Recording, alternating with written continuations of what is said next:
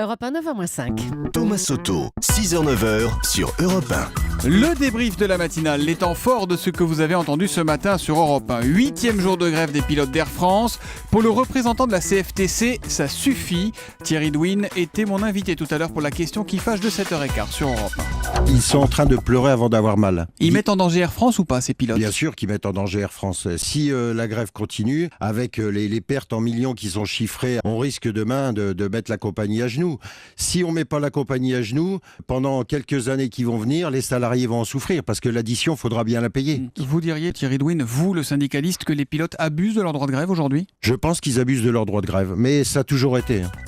Pourquoi François Hollande a-t-il envoyé son Premier ministre Manuel Valls affronter Angela Merkel ? Le président français aurait-il peur de la chancelière allemande ? Écoutez les explications du spécialiste des questions européennes de Libération, Jean Quatremer. Il était à 6h45 dans Europe 1 vous répond. C'est comme ces couples dysfonctionnels qui ne se parlent plus. Oui. Et donc Angela Merkel explique, il faut que tu changes François. Et François dit, oui, je vais changer. Et il sort en cachette de la maison, il va au café du coin, continue à dépenser tout l'argent du ménage pour boire et va voir ses maîtresses. C'est exactement ça. C'est terrifiant. Je veux dire que c'est pas comme ça que peut fonctionner un couple. Emmanuel Valls qui sera l'invité de l'interview politique d'Europe 1 demain à 8h20 en direct de Berlin avec Jean-Pierre Elkabbach. Nous vous en parlions à 7h10 tout à l'heure. Paris veut imposer l'écotaxe sur le périphérique. Écotaxe pour tous les poids lourds de plus de 3,5 tonnes. C'est un sujet qui vous a beaucoup fait réagir. Et on a une question de Pascal. Pascal qui aimerait savoir à quoi va servir cet argent. Je me tourne vers vous, Carole Ferry. Alors, à quoi va servir cet argent de l'écotaxe parisienne ? Et écoutez, Pascal, la mairie de Paris n'a pas encore complètement tranché. Normalement, cette taxe, c'est censé financer le développement de transports propres.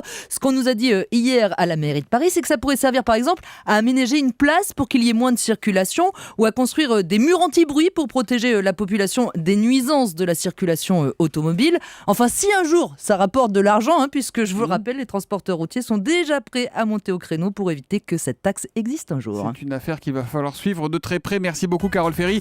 Si, comme Pascal, vous voulez réagir, vous nous appelez au 39 21, vous posez vos questions dans le débrief. C'est aussi possible via Twitter avec le hashtag un matin ou sur europe1.fr. Et puis, il sera à l'affiche du film Samba à partir du 15 octobre. Omar Sy, l'acteur préféré des Français, était mon invité pour l'interview Vérité d'Europe 1 tout à l'heure. Et à 7h49, je lui ai demandé s'il était toujours le même, si la célébrité ne l'avait pas un peu changé.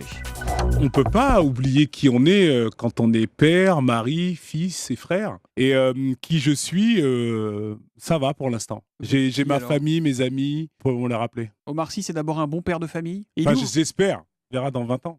Il est où, si mes enfants ont le bac. Normalement, ils doivent l'avoir avant, dans 20 ans. Sinon, c'est qu'ils ont pris un peu de retard. retard. À 20 ans, moi déjà, je prends. Moi. Bon, je suis plus cool. Déjà, moi, je l'ai raté à 20 ans. Donc, si eux, ils l'ont à 20 ans, ça marche. Voilà, interview de Omar Sy, vous pouvez retrouver en intégralité sur europe1.fr. Samba, un film Europe 1 qui sort en salle le 15 octobre.